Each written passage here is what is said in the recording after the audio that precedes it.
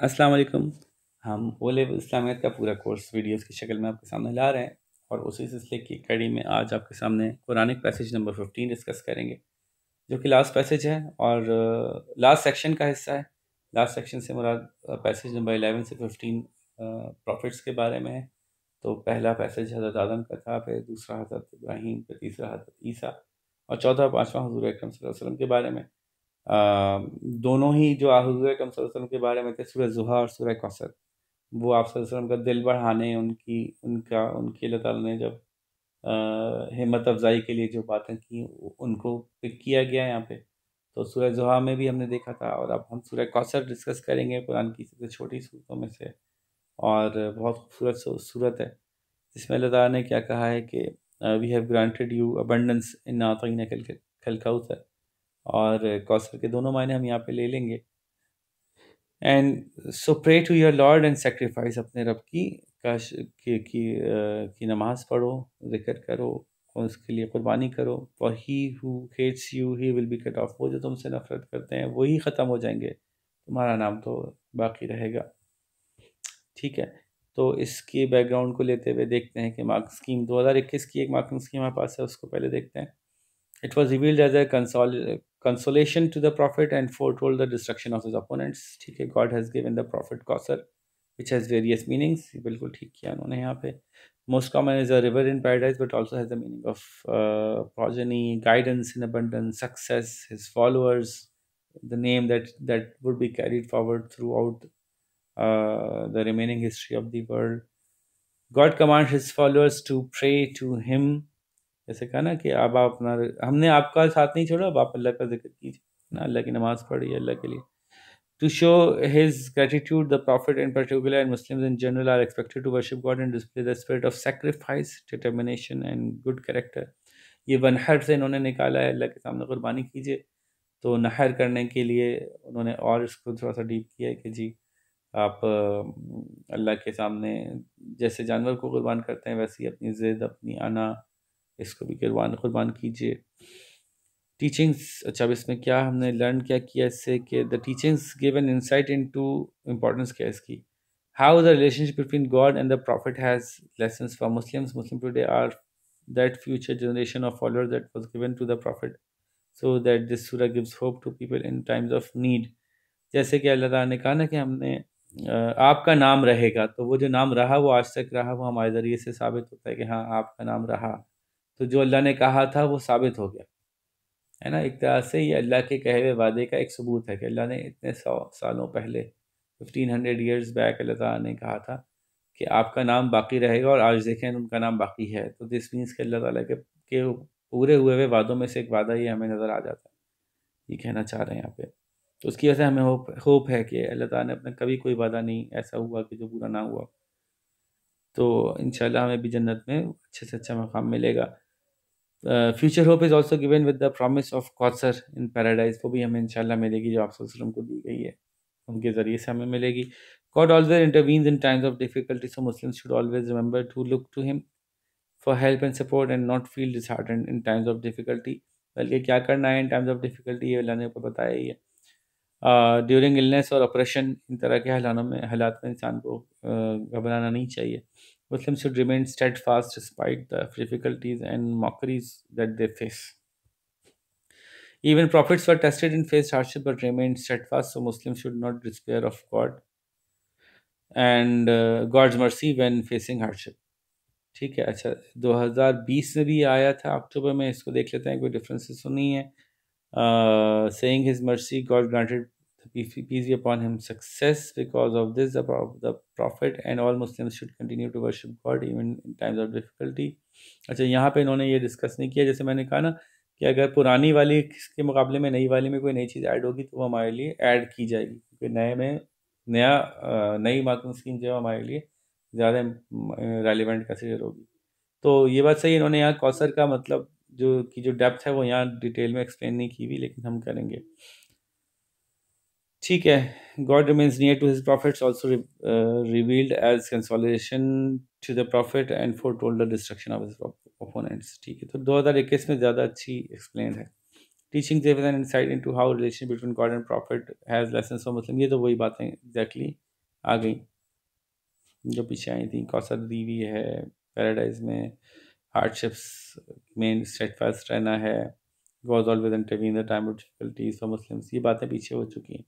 तो अब हम बात करते हैं कि हमें इसमें क्या मज़ीद ऐड हम कर सकते हैं, करना चाहते हैं। तो सबसे पहले तो आप जब एक्सप्लेनेशन दे रहे हो तो उसमें आप ये पॉइंट ऐड कर सकते हैं, जैसे मैं बार बार कह रहा हूँ कि आप कुरान की एक्सप्लेनेशन में मज़ीद कोई आयत कोई हदीस ले आएंगे तो ये एडेड बेनिफिट होगा, रेलिवेंट होनी चाहिए। लेकिन ठीक है, तो उसमें वाक़या क्या था, सूरह कौसर क्यों नाज़िल की गई थी, इस पर छोटी सी बात आप कर लें। तो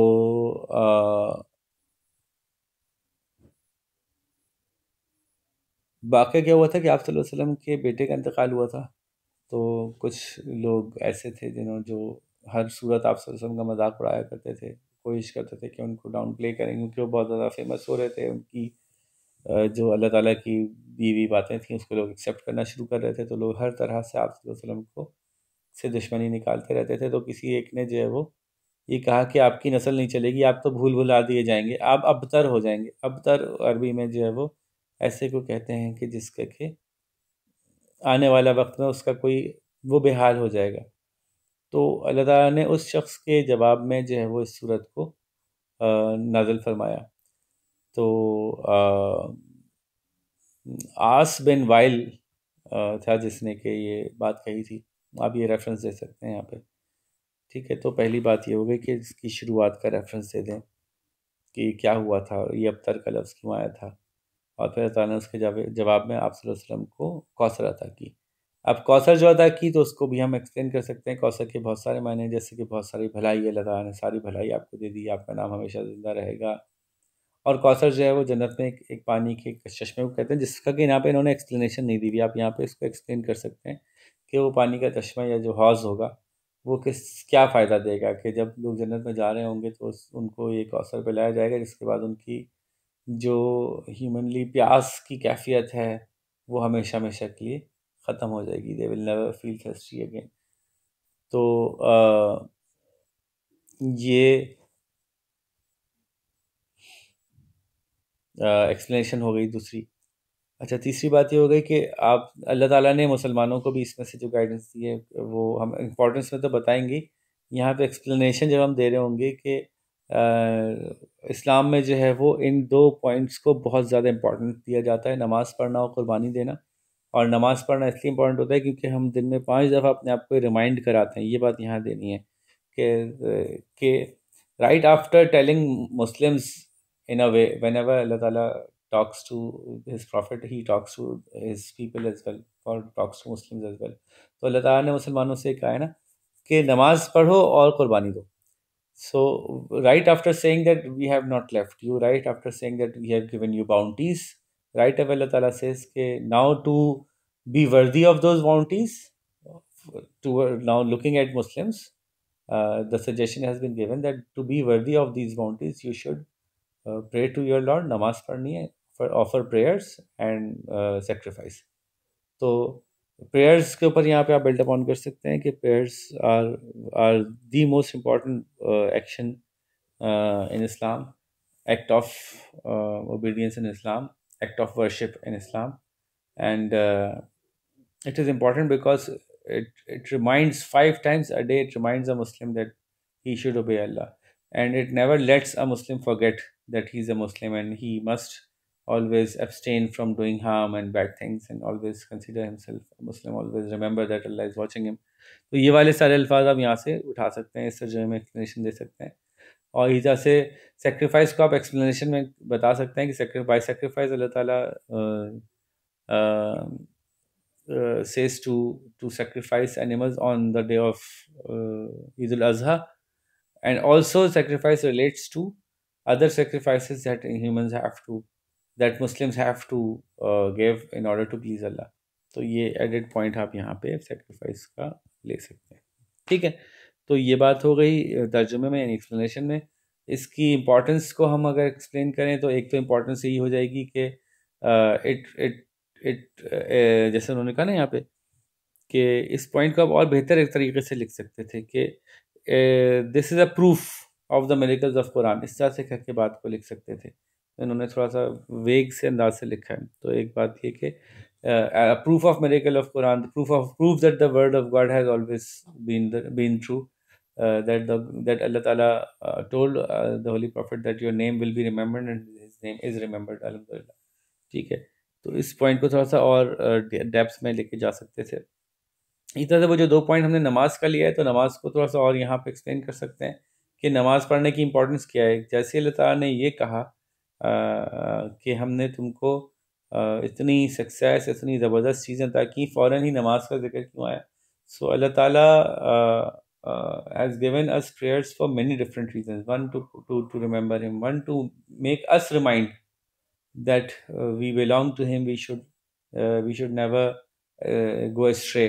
ठीक है, इसमें आप वो रिवायत भी डाल सकते हैं इसमें, जिसमें कि आपको ये पॉइंट नंबर 2 चल रहा है नमाज का, जिसमें कि आप सल्लल्लाहु अलैहि वसल्लम में फरमाया था कि जो शख्स नमाज पढ़ता है, नमाज इंसान से तमाम बुराइयों को दूर कर देती है। तो इस तरह की जो रिवायात हैं वो यहाँ पे ऐड की जा सकती हैं कि वाई नमाज, वाई नॉट अदर थिंग्स, रोज़ा या और दूसरी चीज़ें क्यों नहीं? क्योंकि वो रोज़ाना पढ़नी है, फॉर द होल लाइफ मुस्लिम को पढ़नी। रोज़ा तो साल में एक दफ़ा आएगा, ज़कात तो साल में एक दफ़ा आएगी, लेकिन नमाज एक ऐसी चीज़ है जो उसको हर वक्त अल्लाह को याद दिलाती रहेगी।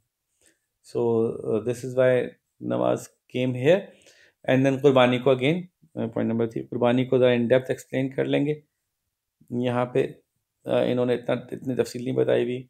एवरी सॉर्ट ऑफ कुर्बानी जब हम देखते हैं कि हम किसी गलत मीन से कोई मज़ा उठा सकते हैं, लेकिन हम नहीं उठाते। हम देखते हैं कि हम एक बेनिफिट है पूरा का पूरा खुद उठा लेते हैं, लेकिन हम शेयर करते हैं लोगों के साथ, अपने जानने वालों के साथ, अपने पड़ोसियों के साथ। तो the way we share, the way we don't transgress, हम गलत काम नहीं करते हैं। हालांकि उसको गलत काम करते बजाय देख रहे हैं दुनिया को बड़ा मज़ा आ रहा है, लेकिन हम वो गलत काम नहीं कर रहे होते हैं। हम झूठ नहीं बोलते, हालांकि हम झूठ बोल के कोई फ़ायदा उठा सकते हैं। तो वो तमाम चीज़ें जिनको कि हम अल्लाह की खातिर करते हैं, अपने आप अपनी खुशी कुर्बानी, अपनी ख्वाहिशात नफसी को, इंटरनल हमारे डिज़ायर्स हैं उनको हम अल्लाह की खातिर सेक्रीफाइस करते हैं, वो सब इसमें आते हैं। और फिर अल्लाह ने खुशखबरी दी है कि इफ़ यू डू दिस, नमाज एंड कुर्बानी, it in a way it foretells कि you will also be taken care of. आपको भी वो सारी सक्सेस है, वो सारी चीज़ें मिलेंगी दुनिया से रुखसत होने पर भी, दुनिया में भी किसी दर्जे में आपको जो है वो अल्लाह का साथ महसूस होता रहेगा। ठीक है जी, तो ये एक इम्पॉर्टेंट लेसन इसमें से हमने लर्न किया। और इससे मज़ीद हम क्या चीज़ ऐड कर सकते हैं कि जब भी ये बात, जैसे उन्होंने कहा ना, ये अच्छी बात है कि जब प्रॉफिट्स को टेस्ट किया जाता था तो वो भी स्टेडफास्ट रहते थे। और हमारे लिए एक एग्जांपल है बहुत इंपॉर्टेंट कि जब कभी हमें भी ये फील हो कि वी आर बीइंग टेस्टेड, लोग हमें कोई ताना दें, लोग हमें कुछ बुरा कहें, तो हमें फ़ौरन ये याद रखना चाहिए कि अल्लाह ताला ने तो कभी किसी अपने बंदे को अकेला नहीं छोड़ा, तो अल्लाह ताला हमें भी अकेला नहीं छोड़ेंगे। और हमारी हर चीज़ का जो बाउंटीफुल रिटर्न्स है ना, वो आखिरकार हमें क़यामत में मिलने ही मिलना है। तो ये आप एडेड चौथी बात यहाँ पे ऐड कर सकते हैं। तो यूँ हमने इस पैसेज को भी कंप्लीट किया। अब आप लोगों को करना क्या है कि आपने अपने पाँचों पैसेजेस के ऊपर अपना नोट बना के हमसे टेस्ट करवाना है, ताकि कि हम ये बता दें कि हाँ, ये अब फाइनल डन हो गया, ये आपका नोट फाइनल डन हो गया। आपका जो इस पैसेज पे लिखा हुआ एक्सप्लेनेशन और आपकी इस पैसेज पे लिखी हुई की इम्पोर्टेंस, ये दोनों डन हो गई। और जैसे मैंने कहा कि अगर आप इम्पोर्टेंस के अंदर कोई वाक़या, कोई रेफरेंस, कोई हदीस डाल देंगे, कोई दूसरी आयत डाल देंगे, तो इससे आपका और 4 चाँद लग जाएंगे आपकी एक्सप्लेनेशन के अंदर। लेकिन कम अज़ कम आपको ये सारे टॉपिक्स जो कि इन्होंने मार्क्स की में रखे हुए, कम अज़ कम ये कवर करने हैं। ये आपको मैंने बताया ही इसलिए, एक्सप्लेन किया ही इसलिए कि जो मार्क्स स्कीम में गिवन टॉपिक्स हैं वो एटलीस्ट आपके सारे कवर होने चाहिए, ताकि आपको कम से कम ये इंश्योर हो जाए कि आपके वो मार्क्स किसी भी एरिया पे कटेंगे नहीं, बल्कि पूरे पूरे मार्क्स आपके आ रहे होंगे। मज़ीद उसको ब्यूटीफाई करने के लिए हमने ये एक्सप्लेनेशन ऐड की है। ठीक है जी, तो इस टॉपिक को कंप्लीट करें हम। अब आपके साथ जो हैं वो जो हदीस की एक्सप्लेनेशन हैं, हदीस के टॉपिक्स हैं, वो लेके आएंगे इसके बाद। तब तक आप इनकी तैयारी कीजिए। अपना ख्याल रखिए। अल्लाह हाफ़िज़।